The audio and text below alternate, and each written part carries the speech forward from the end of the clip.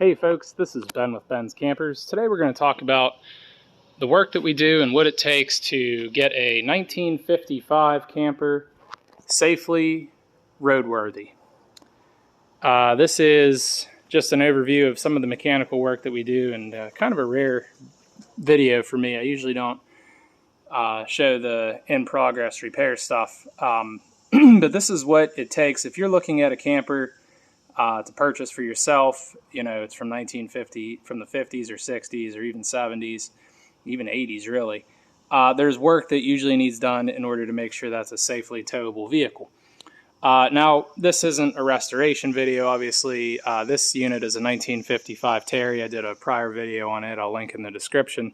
It is sold now, and the customer requested that we get it roadworthy and safe. So one of the first things that I usually do is install one of these. This is a 7-pin junction box.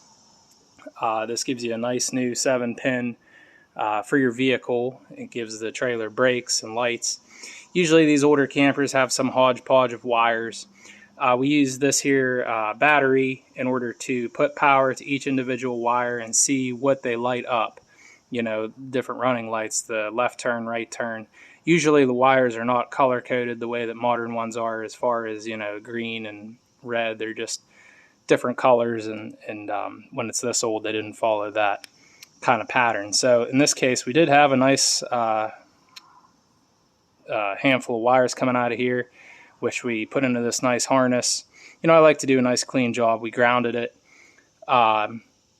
We bolt it to the frame. We make sure, and then one thing I do is I go around on every single marker light and pop the lens, you know, hit it with some electronic cleaner and clean up the connections to make sure all our lights work, which in this case we have now running lights, turn signals, brake lights all working. The next thing that we did is we run a new brake wire. So the brake wire on this one was just a cloth jacket. It's original. We lost that. Here's some of the old wire here hanging down. And then you see some of the new wire we have roughed in. So we run that new wire from the junction box back to the axle. And we've already got it fastened to this hub. And of course, while I have the hub off, you know what we're going to do?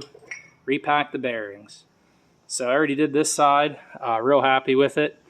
And the brakes should work. They look pretty good. I didn't service the brakes. I'm not a mechanic, but they look pretty good. So you can see all the tools and the kind of mess that we have in the mad scientist lab here when I do stuff like this. So let's get this side back together, and I'll show you a little more in depth on the bearings on the other side. So we're on the other side now. We're going to go ahead and remove the grease cap.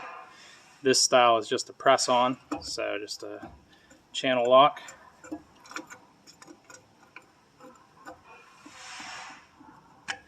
Pops right off, and you can see that very old, almost liquefied grease.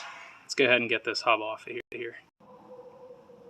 Okay folks, we've got our hub off, and we see those 1955 brakes. They actually look pretty similar to what you'd find in a modern camper or trailer, just a typical drum brake.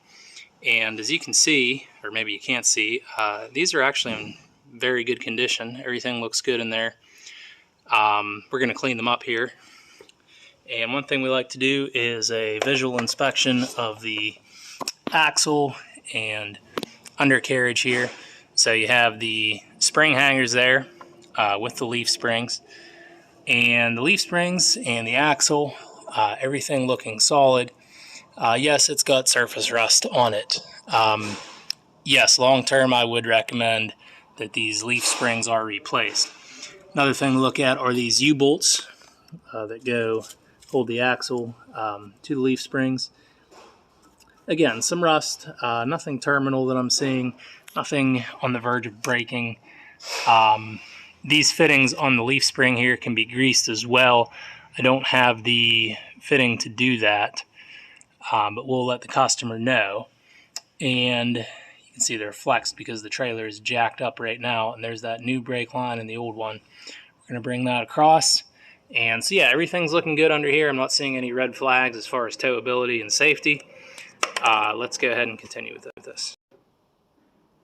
So here is our very large hub.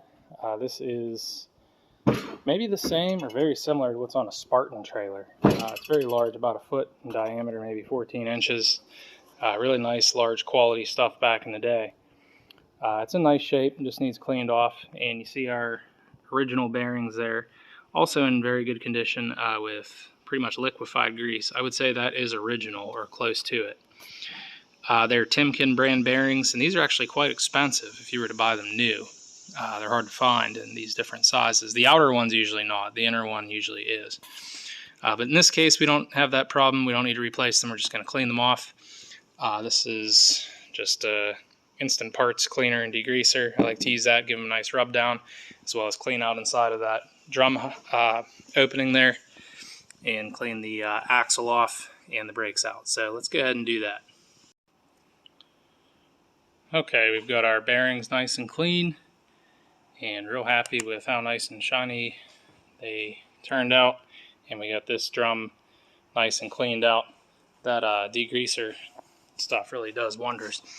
And we got this brake shoe, or brake drum rather, nice and clean. So we're going to go ahead and grease these up, get this back together. All right, folks, that's a wrap. We are all finished with the 1955 Terry Roadworthy update, if you will, mechanical update. As you see, we have all the beautiful running lights working, and that really awesome, I love these, those old trail light license plate lights there. Those are so cool. I always get those working when I can. And we have our brakes. Our brakes are working. Wheel bearings packed on both sides. This unit does have 2 new tires. So again, these are the updates you want to do, folks. If you're looking to put one of these older campers on the road, you really have to do it. I mean, you got to have brakes and running lights, and it's not that hard. I probably have 6 or so hours into this one. Again, I'll put the link to the full review of this trailer for when it was for sale in the description here. But we are, by the looks of things, going to be restoring this, or at least partially restoring this for the customer, so stay tuned on that. Please like and subscribe if you're interested in seeing more of this content. We got plenty of cool trailers coming down the line here. Appreciate you guys watching as always. Please like and subscribe. God bless.